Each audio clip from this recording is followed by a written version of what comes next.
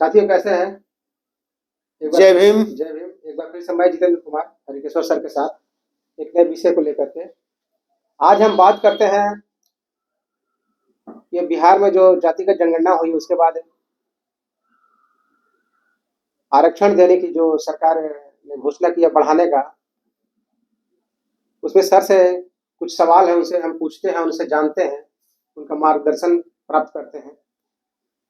Sir ये बताइए कि सर ये जो पहले तो जो आरक्षण था वो 60% था सारे लोगों को, मतलब मिलाकर के SC ST पिछड़ा वर्ग, अति पिछड़ा वर्ग और जो नया वर्ग जोड़ा गया EWS का मिलाकर के, जैसे ये है कि पहले था अनुसूचित जाति का 16%, अनुसूचित जनजाति का 1%, पिछड़ा वर्ग का 12%, अति पिछड़ा वर्ग का 18% और जो नया ये केंद्र सरकार ने बनाया वर्ग जो अनारक्षित है इसका EWS का वो 10% और पिछड़े वर्ग की महिलाओं के लिए 3%। वो सारा सर जोड़ करके होता है 60%। हाँ ठीक। और अब अनारक्षित का हो गया 50%। और अब नया में है सर जो उसमें है अनुसूचित जाति जो 20% है तो उनको 20% मिला है, जनजाति का है 2%, पिछड़ा वर्ग का 18%, अति पिछड़ा वर्ग का 25%, EWS का 10% ज्यों का त्यों है और अनारक्षित हो गया 25%। तो सर ये इसमें सवाल ये उठता है कि ये करने के बाद भी पहले भी ये जैसे था कि 52% जो 1931 की जनगणना के अनुसार 52% OBC का था ही, पहले से ही था। तो फिर सर ये क्या जरूरत पड़ गया कि ये शेड्यूल 9 में जोड़ने का इन लोगों का ये 75% करने के बाद?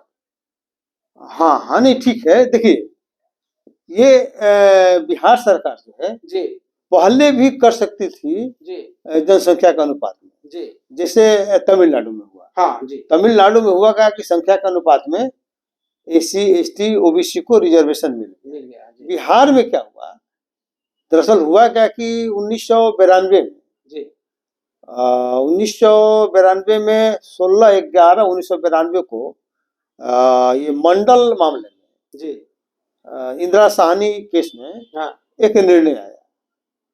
तो उसने कह दिया कि 50% से ज्यादा रिजर्वेशन नहीं हो सकता। ठीक है। तो उसी सुप्रीम कोर्ट का आदेश हो गया, 9 जज बेंच का फैसला था। 9 जज बेंच, ध्यान दे दीजिएगा, 9 जज बेंच। हाँ, तो 9 जज बेंच का फैसला था, उसमें यह था कि 50% से अधिक रिजर्वेशन नहीं हो सकता है और 50% आपको अनारक्षित के लिए छोड़ना पड़ेगा। तो ठीक है, उसी के तहत इन लोगों ने बिहार में नहीं किया, लेकिन तमिलनाडु, हाँ वो तमिलनाडु में ज्यादा क्यों था, तमिलनाडु कर लिया। तो तमिलनाडु में क्या किया कि उन्होंने अपना संख्या के अनुपात में रिजर्वेशन दे दिया, उसके बाद केंद्र सरकार के माथे डाल दिया, कहा कि इसको आप शेड्यूल 9 में डालिए। तो शेड्यूल 9 में डालने का मतलब होता है कि वो सुप्रीम कोर्ट में चाहे कहीं कोर्ट में उसकी समीक्षा नहीं हो सकती, चैलेंज नहीं किया जा सकता, समीक्षा ही नहीं होगा, उसको पावर सीज हो गया एक तरह से सुप्रीम कोर्ट का, है ना। तो इसीलिए मान लीजिए कि वहां 50% का कहा कि जब कोर्ट में जाएगा, कोर्ट चुप कहे हुए कि 50% से ज्यादा रिजर्वेशन नहीं हो सकता, तो इसलिए वो क्या करेगा कि उसको खत्म कर देगा। हाँ बिल्कुल। तो इसीलिए तमिलनाडु ने क्या किया कि उसको केंद्र सरकार के माथे डाल दिया और कहा कि आप जो है इसको आप कर दीजिए, शेड्यूल 9 में डाल दीजिए, और शेड्यूल 9 में चूंकि चला गया इसीलिए वहां का मामला कोर्ट में नहीं गया और वहां आरक्षण लागू। बिहार के लोगों ने वैसा नहीं किया। ठीक है, लेकिन सर यहाँ सवाल उठता है कि बिहार के लोगों ने नहीं किया, लेकिन इसमें जब EWS का नया वर्ग आया, उसमें सर तो सीमा टूट गया, 60% हो गया।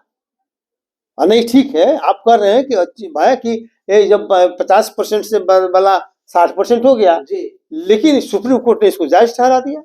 ऐसा क्यों सर? अब सुप्रीम कोर्ट ने, देखिए यही बात है कि अगर बैकवर्ड क्लास या दूसरे वर्ग के लोगों का जब रिजर्वेशन की बात होती है तो कोर्ट उसको अर्टिक हो जाता है कि 50% ज्यादा नहीं होगा। सब ये भेदभाव ना हो गया, ये भेदभाव हो गया।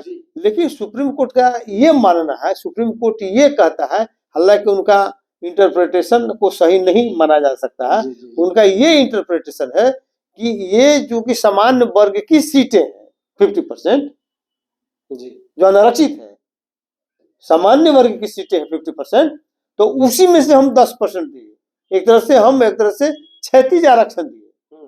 जिस तरह से अभी कैसे है कि अभी देखिएगा महिलाओं का, हाँ बिल्कुल, तो महिलाओं को क्या है, महिलाओं का क्षैतिज आरक्षण है। हाँ क्षैतिज आरक्षण का मतलब ये हुआ कि जैसे शेड्यूल कास्ट का 16%, हाँ बिल्कुल, तो 16% में शेड्यूल कास्ट जितना रहेगा उसमें से 35% महिला को काट दिया गया। हाँ जी, जी, जी। मतलब एसटी को 2% है, तो 2% में मान लो 35% महिला आ जाएगी। हाँ जी, जनरल में जितना है सीट आएगा उसमें महिला आ जाएगी। उसी तरह से मान लीजिए कि जो है ना ओबीसी में और ईबीसी में, ठीक है, तो उसको क्षैतिज आरक्षण कहते हैं। क्षैतिज आरक्षण, हॉरिजॉन्टल मान लेगी आरक्षण मान कहते हैं, उसी में से कट करके मिलेगा, ठीक है जी। तो वो मानता है कि ये चूंकि जो सीट जो 10% ईडब्ल्यूएस है वो सामान्य वर्ग की सीट है, जबकि उनका ये मानना सही नहीं है। ये सीटें अनारक्षित है, अनरिजर्व है, हर किसी के लिए है ना सर। और अनरिजर्व सीटें होती है, it is open for all, हर कोई जा सकता है, उसमें उसमें कोई भी जा सकता है। तो इसलिए अगर उन्होंने सामान्य वर्ग कोई सीट को लगता है कि रिजर्व मान लिया, जिसके आधार पर इन्होंने इंटरप्रिटेशन करके ये दे दिया, और इसलिए वो मामला कहीं फंसा नहीं और वो निकल गया। लेकिन अब मान लीजिए कि जो हो रहा है उसके अलावा है, उसको तो चूंकि विदिन 50% के विदिन ही मानता है। हाँ। लेकिन बिहार में अब जो नई जनगणना, और नई जनगणना करने के बाद जो पोजीशन है 75% रिजर्वेशन हो गया। अब तो रिजर्वेशन 75% हो गया, तो ये तो कोर्ट में टिकेगा नहीं, क्योंकि नाइन जज बेंच तो ऑलरेडी कह चुका है कि भाई हम तो आपको 50% से ज्यादा अलाउ नहीं करेंगे। तो सर बिहार सरकार क्या करेगी?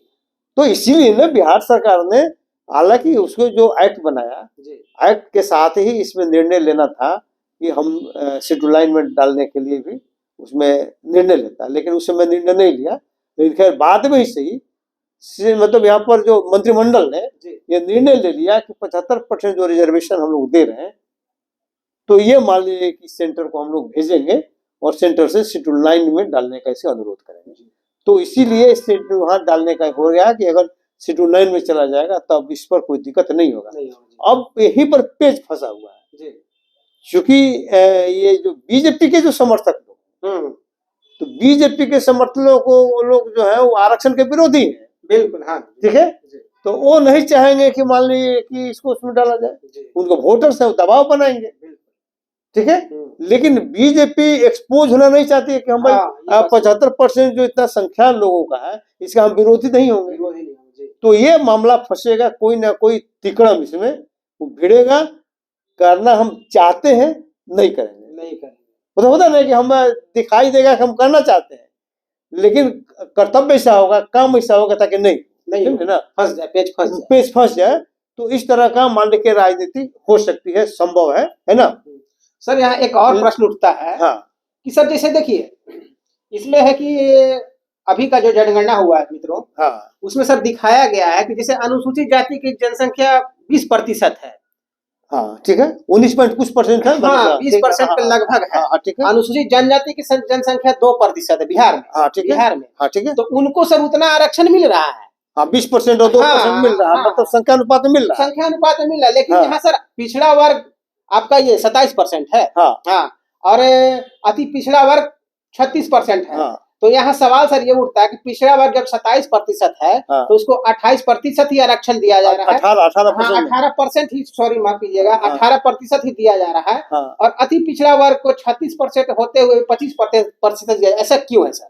ये प्रश्न उठता है। हाँ नहीं, देखिए आपका प्रश्न जायज है जी। देखिए दरअसल जो पुनः पैक्ट हुआ ना जी, जो पुनः पैक्ट हुआ डॉक्टर अम्बेडकर और गांधी के बीच में और लोगों के बीच में, तो उसमें ये तय हुआ था, उसी समय तय हो गया था जी कि शेड्यूल कास्ट को जो जितना संख्या है जी, तो संख्या के अनुपात में आपको हर एक जगह प्रतिनिधित्व देना है। ध्यान दीजिएगा, सुनिएगा सभी बात। तो उसी समय एग्रीमेंटेड है जी कि शेड्यूल कास्ट को, शेड्यूल ट्राइब्स को हर एक जगह जनसंख्या के अनुपात में आपको करना है। ये नौकरी में, राजनीति में ही मिलेगा, राजनीति में भी, और इसके अलावा राशि भी जो आवंटित होगी शेड्यूल कास्ट सब प्लान के तहत, तो राशि भी उसी रेशियो में निकलेगा। मतलब जो 20% है तो उसका 20% हाँ, जो बजट का 20% राशि उसके लिए निकलेगा, समझे जी, और उसके लिए काम होगा। तो ये बजाबते आपका एग्रीमेंट है, और एग्रीमेंट के तहत उसको मिलता है, ठीक है। जी और चूंकि सुप्रीम कोर्ट ने कह दिया कि भाई 50% से ज्यादा आरक्षण नहीं दे सकते हैं, और दूसरे तरफ है कि शेड्यूल कास्ट को संख्यानुपात में देना देना ही है, हाँ देना ही है। जी तो प्रॉब्लम कहीं कहीं ऐसा होता है जी कि अगर शेड्यूल कास्ट और शेड्यूल ट्राइब्स मिला के संख्या ज्यादा हो जाता है तो हाँ ओबीसी के लिए कुछ बचता ही नहीं। बचता ही नहीं, बहुत गंभीर मामला है। नहीं, अब देखिए देखिए यहाँ पर कैसे कैसे चेंज हाँ चेंज हो रहा है सर। दूसरे जगह बिहार में ले लीजिए। बिहार में। देखिए बिहार में पहले आपको शायद याद होगा, पहले बिहार में शेड्यूल कास्ट को 14% रिजर्वेशन। हाँ सर। कब?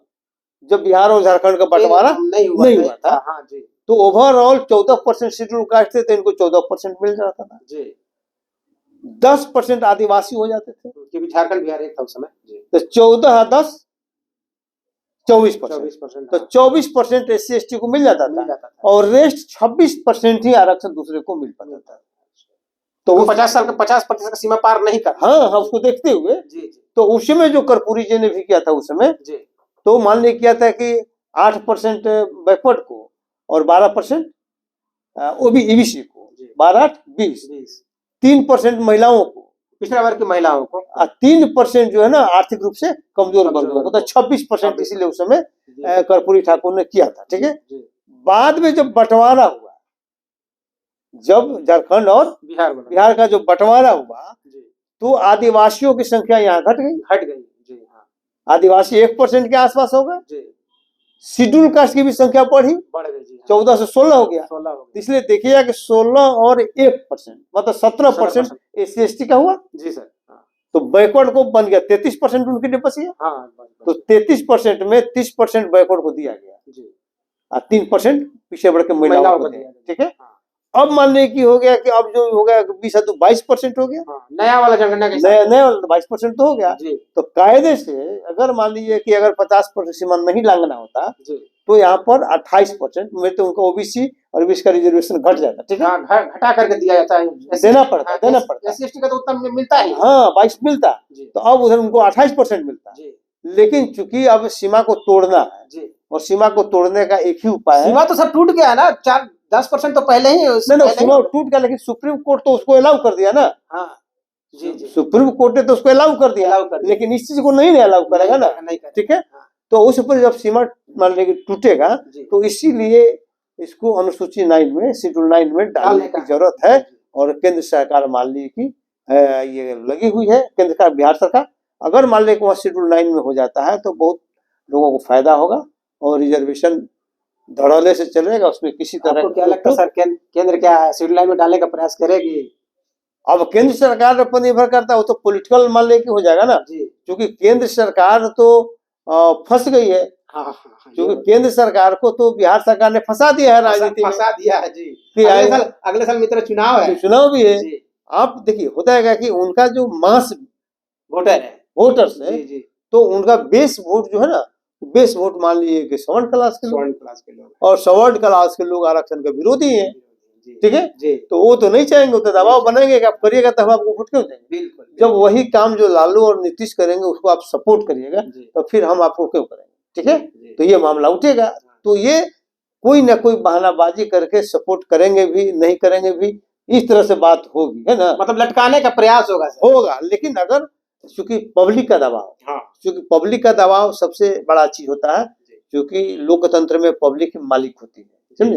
अंततः सारा चीज सब कुछ कर रही है, लेकिन अंत में किसके दरबार में जाना है? पब्लिक के पास जाना है। पब्लिक जो निर्णय करेगी वही फाइनल है। लेकिन चूंकि पब्लिक कभी फाइनल मतलब उतना बुद्धिजीवी नहीं है, बात को नहीं समझती है, इसलिए लोग उसका दुरुपयोग करते रहते हैं अपने हिसाब से। तो सर आपके जैसे लोगों को इसलिए तो समझाना पड़ रहा है। हाँ, पब्लिक, क्योंकि पब्लिक को बताना पड़ेगा ना। पब्लिक जब समझ जाएगी तो जितने लोगों का सबका अति कट जाएगा जी, बिल्कुल सर, है ना। तो मित्रों, सर के साथ बहुत बढ़िया ही बहस रहा, ये विषय बहुत ही अच्छा था, बढ़िया था। आप इस पर गंभीरता से विचार कीजिएगा और इसी के साथ किसी अन्य विषय पर हम लोग मिलते हैं। तब तक के लिए मैं जितेंद्र आपसे और हरिकृष्ण सर के साथ जय भीम, जय भारत, जय संविधान।